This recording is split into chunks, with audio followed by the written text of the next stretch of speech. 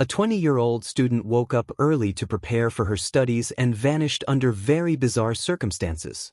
From the very beginning, there were many weird and conflicting leads, but despite the massive searches, she remained missing for 3 long years. Eventually, detectives made some progress in the case, but the more they uncovered, the more tangled the story became. Ultimately, her disappearance turned into one of the most mysterious cases in the state, and even after it was finally solved, many questions still linger. Holly Lynn Bobo was born on October 12, 1990 in a small American town called Darden, Tennessee. It was a quiet, peaceful place with just a few hundred residents far away from big cities. Holly lived there with her parents and older brother. The family loved spending time outdoors. They'd go hiking, fishing, and swim in the little creeks around town. Holly also had a passion for singing and often took part in her local church services.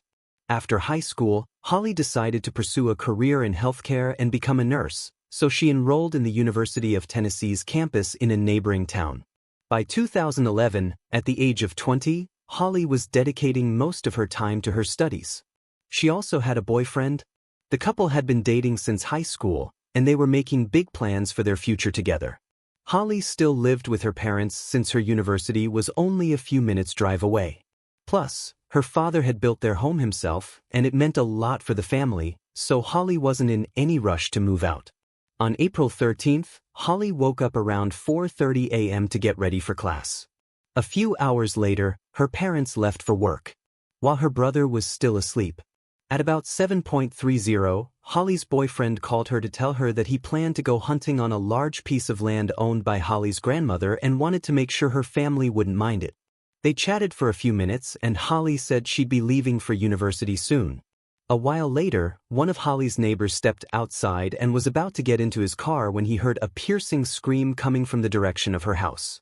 Thinking that something might have happened to a neighbor, he told his mother about what just happened and she called Holly's mom. Holly's mother tried to call her daughter, but Holly didn't pick up. Growing concerned, she decided to head back home to make sure everything was okay. Holly's brother, who was still asleep at the time, hadn't heard the scream, but shortly after, their dog in the backyard started barking loudly. That's when he decided to look out the window to see what was going on. Holly's brother looked out and saw her standing in the garage with a man beside her. He didn't recognize him because the man was wearing camouflage, but his first thought was that it might be Holly's boyfriend. The brother knew about his plans to go hunting on their grandmother's land, and he often wore camouflage. Since the garage was too far from his window, Holly's brother couldn't hear what they were talking about, but he could tell from her tone that she seemed upset. He decided to call his mom and ask if Holly was planning to go to class that day or if she'd invited her boyfriend over instead. But his mother interrupted him, yelling that the man wasn't her boyfriend. She then said something quite unexpected. She told him to grab a gun and shoot the man immediately. Shocked, he asked if she was serious and she replied, yes, before hanging up. When he looked back out the window, he saw Holly walking toward the woods near their property, with the man in camouflage holding her by the hand. This time, he noticed the man was much taller and broader than her boyfriend.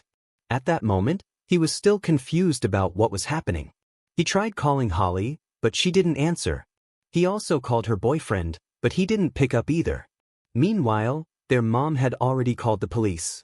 But since she was working in a neighboring county, the call was directed to a different police station. Soon after, her son called her back to tell her that Holly had walked into the woods with this man. He then grabbed his gun and went outside. But by then, Holly was nowhere in sight. However, he did notice splatters of blood inside the garage and immediately called the police. Officers arrived at the house within minutes, but by that time, there was no trace of Holly. Her brother showed them the blood in the garage and described the strange man he'd seen. Aside from the camouflage, the man was also wearing a cap, so he couldn't get a clear look at his face. Still, he remembered that the man had long, dark hair that reached down to his back. He also mentioned that he couldn't make out what Holly and the man were talking about, but he noticed the man had a fairly deep voice. The whole situation seemed strange to the police, but they didn't rush to start a full investigation. The local police department had very little experience handling cases like this, so they weren't sure what to do. In those critical first hours, they didn't search the woods, secure the house, or the bloodstained garage, or even talk to the neighbors. When Holly's parents returned home, they quickly realized that the officers weren't putting in any real effort to find the daughter. After repeated pleas from the family to begin a proper investigation, officers finally organized a search of the woods, spoke with neighbors, and brought in forensic experts to examine the blood in the garage. They also confirmed that Holly's boyfriend couldn't have been the man she was seen with.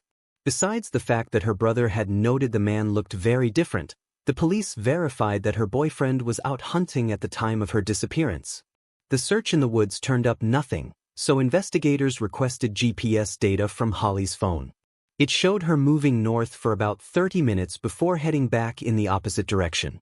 The last signal came from a spot in the woods, just a few hundred yards from her house. After that, the phone seemed to have been turned off. Police went to search that area and soon found the phone. Its SIM card was removed, but there was no sign of Holly herself. The search continued for several days, but led nowhere.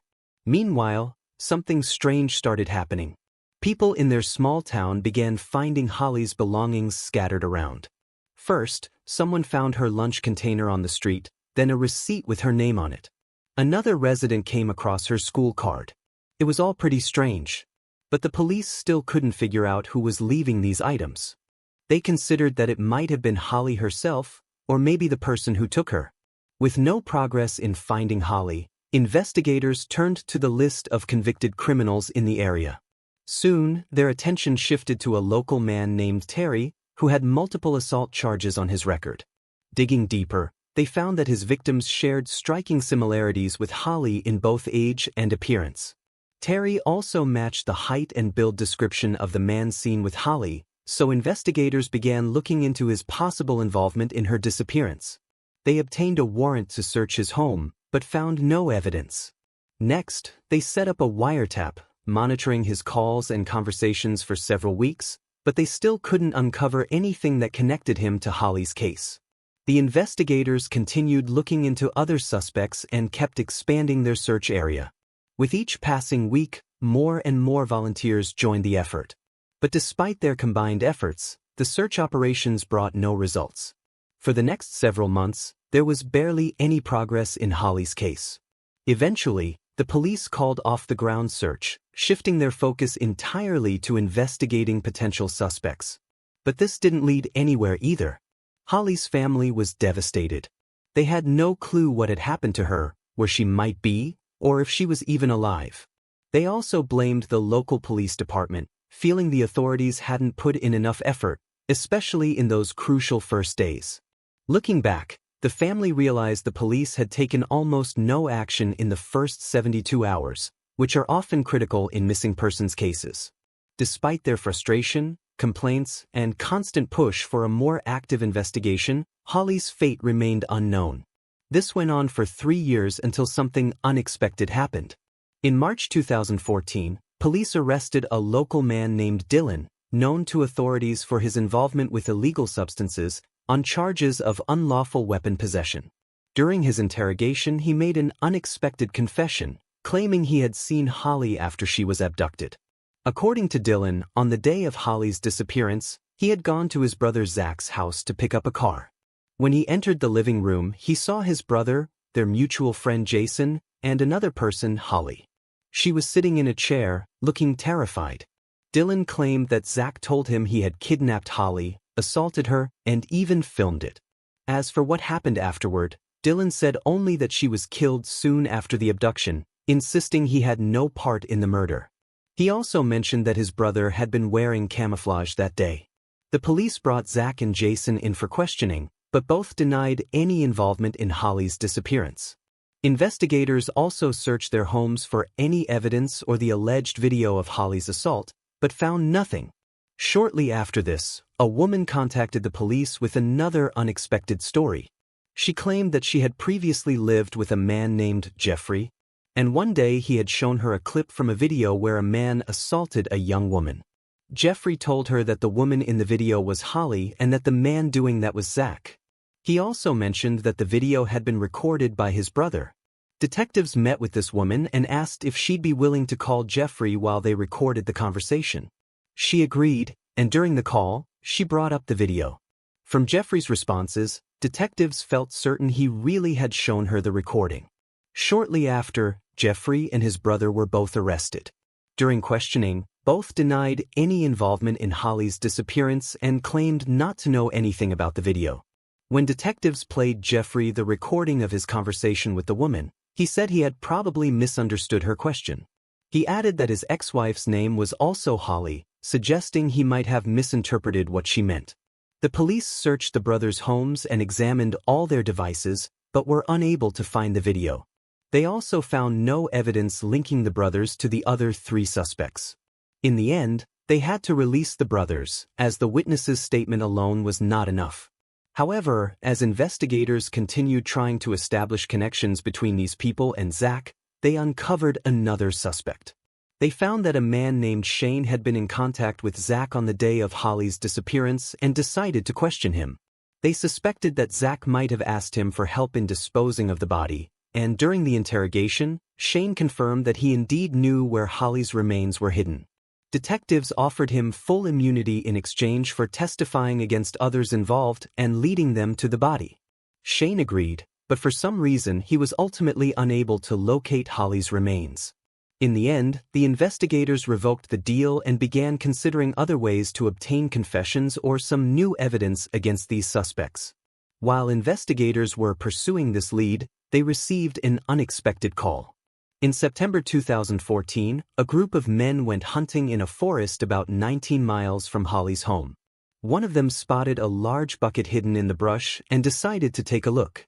When he turned it over, he found a human skull and immediately reported it to the police. Forensic experts arrived on the scene and collected partial remains, which they sent to the lab for identification.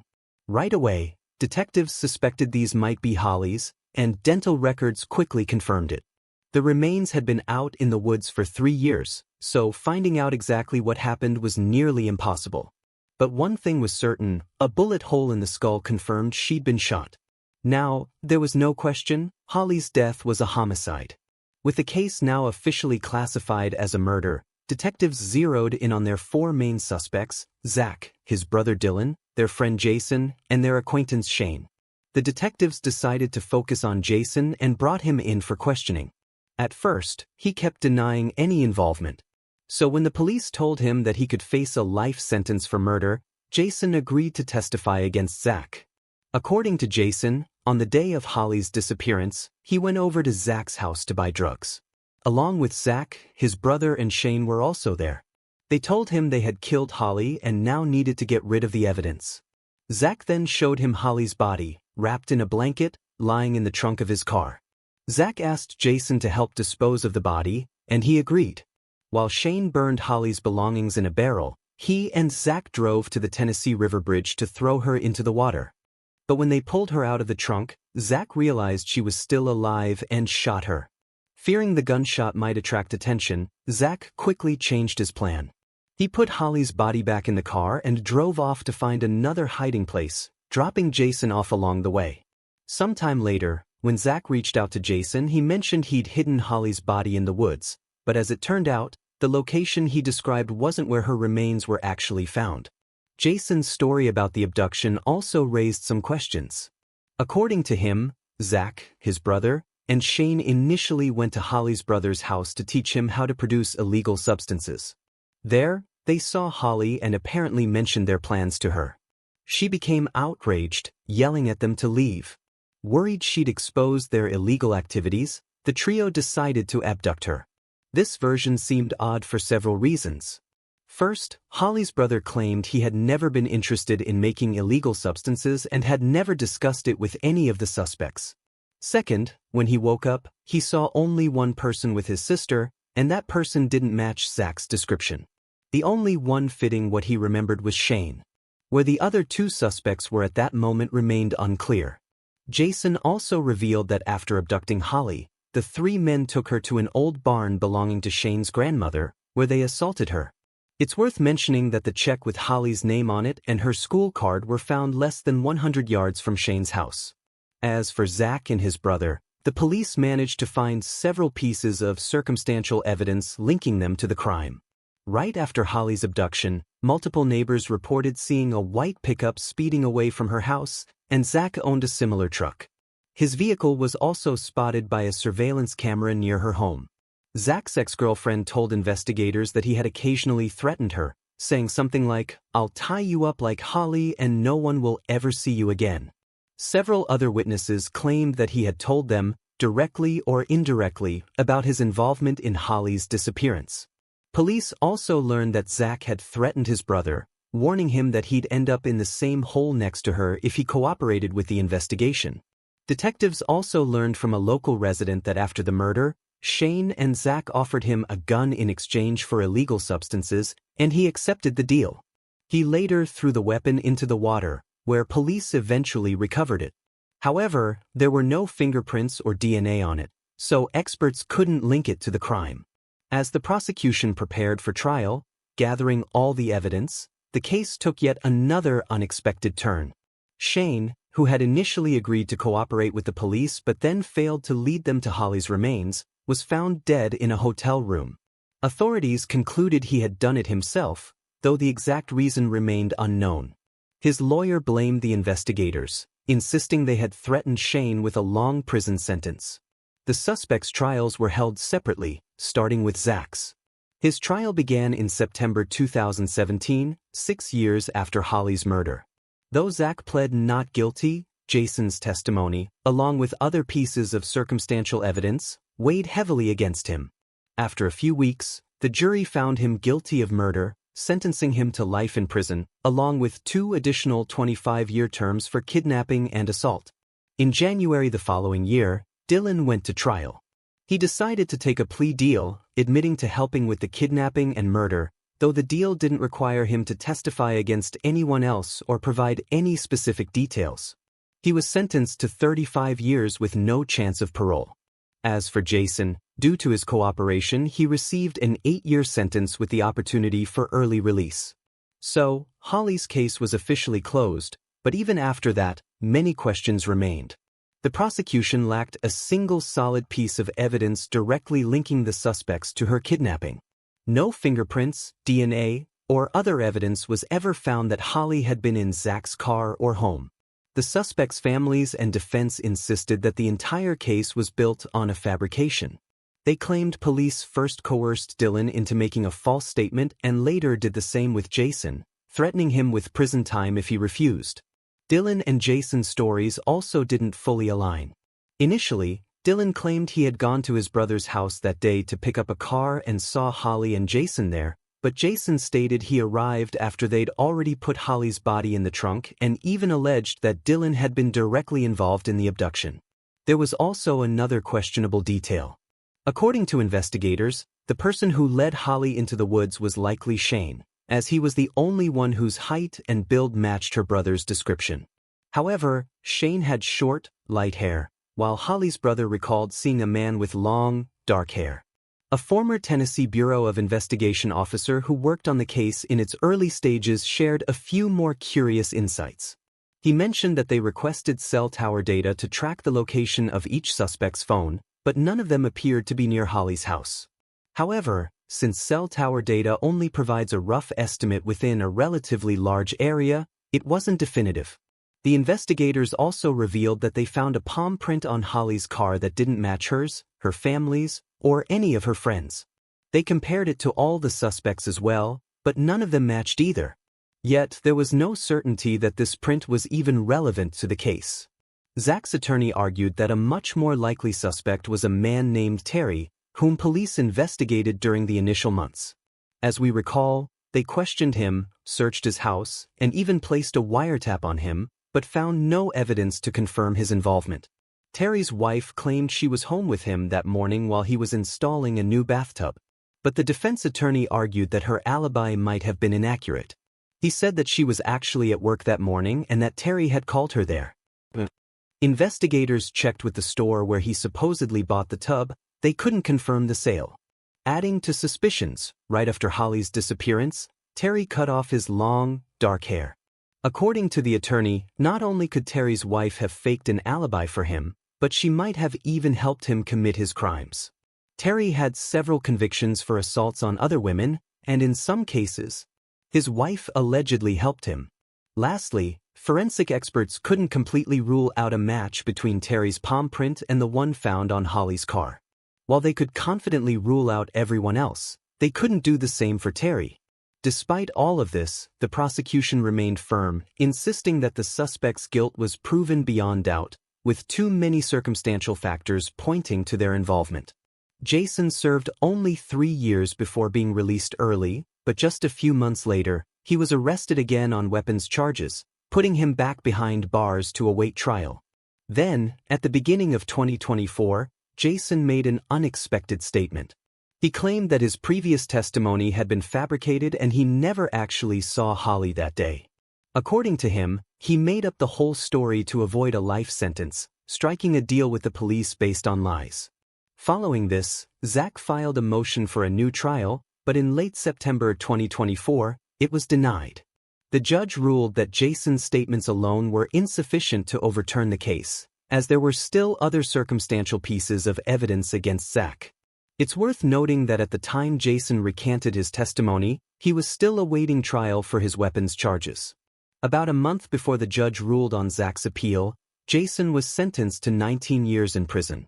This timing raises questions about his motives. His sudden reversal might have been an attempt to influence his own case and potentially lessen his sentence. As it stands, all 3 men are still in prison, and the only real shot at a retrial depends on whether their lawyers can find new evidence that either clears their names or points the finger at someone else. So far, though, there's been no progress on that front, and the prosecution insists that all 3 are clearly guilty. Share your thoughts on this story in the comments section and don't forget to press the like button if you enjoyed my video.